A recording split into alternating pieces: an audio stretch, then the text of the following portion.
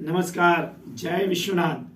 आज बात करते हैं भाग्य के बारे में और भाग्य से क्या क्या हमारे जीवन में परिवर्तन होगा और हमारे जीवन में हमारे भाग्य से हम कहां और किस ऊंचाइयों पे पहुंच सकेंगे। तो आज उसके बारे में बात करते हैं। और आज मैंने आपको मूल 5 उसके जो तत्व हैं भाग्य के, उसके बारे में चर्चा करेंगे, जिससे हम अपने भाग्य को बदल सकें, हम अपनी किस्मत को बदल सकें, हम अपने कर्मों से अपनी स्थिति को चेंज कर सकें। ऐसी हम आगे की बात करेंगे। पर भाग्य क्या होता है, भाग्य को कैसे समझा जाए, भाग्य कहाँ काम आता है, तो उसके ऊपर चर्चा करते हैं। तो सबसे प्रथम हम हमारे जीवन में भाग्य, जीवन में उतार चढ़ाव आना, जीवन में अपने लक्ष्य की ओर मन एकाग्र नहीं होना और हमारा मन को भटकना, हमारे जीवन में हम कुछ कर रहे हैं फिर असफल हो जा रहे हैं, फिर से दोबारा कर रहे हैं, फिर असफल हो जा रहे हैं। ऐसा कौन सा कार्य किया जाए जिससे मुझे सफलता प्राप्त हो जाए, उसके बारे में भाग्य ही प्रबल होता है।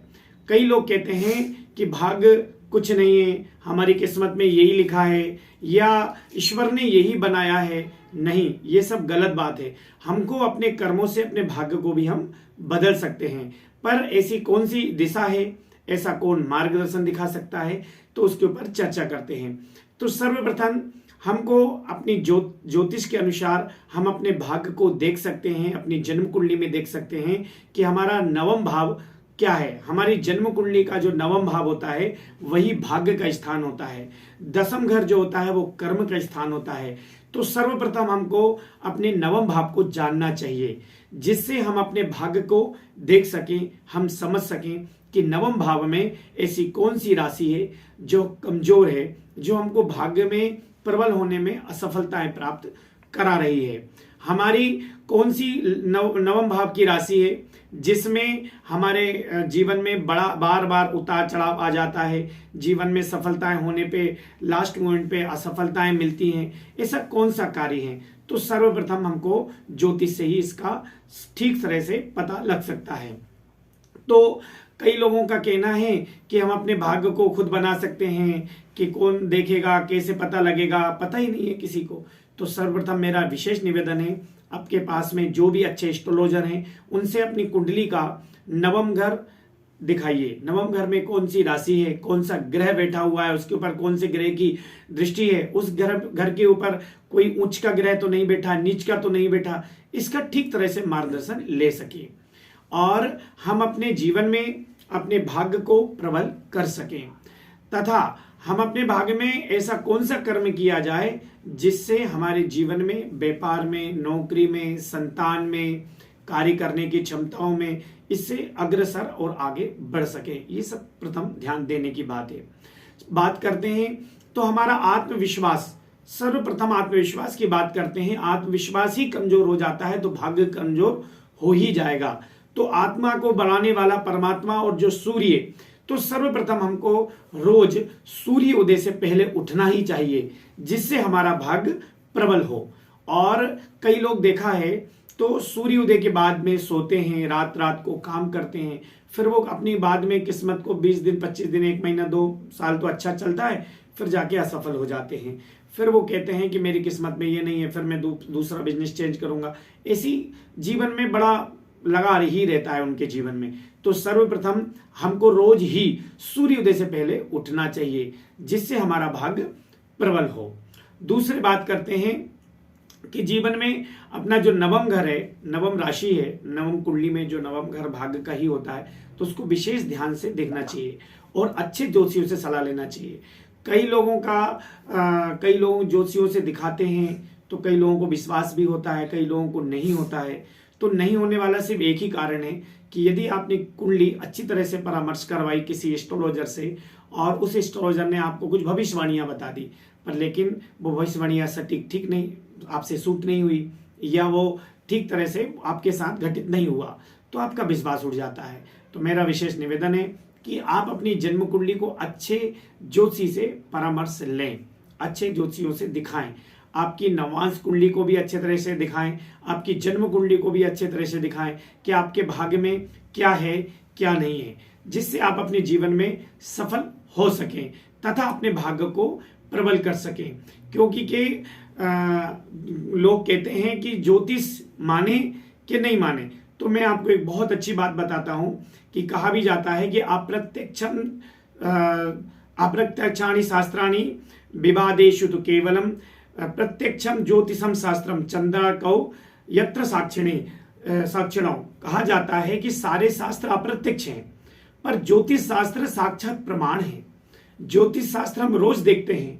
कोई कहता है कि आपने ज्योतिष को देखा है क्या, तो मैं आपको बताना चाहता हूं कि सूर्य और चंद्रमा रोज हम लोगों को दिखाई देते हैं, और हम लोग जब भी जन्म कुंडली बनाते हैं तो सूर्य और चंद्रमा की गणना से ही बनाते हैं। आपकी जन्म राशि देखते हैं, आपका सूर्य देखते हैं, उस स्थान का सूर्य उदय देखते हैं, उसी से हम अपना इष्टकाल निकालते हैं, कुंडली का निर्माण करते हैं। उसी प्रकार जब जन्म कुंडली का चक्र बन जाता है तो आपका दशम घर क्या कहेगा, कौन से आपने कौन सा बिजनेस करना है, कौन सा जीवन में सफल होना है, ये सब चीजें दशम घर से देखी जाती हैं।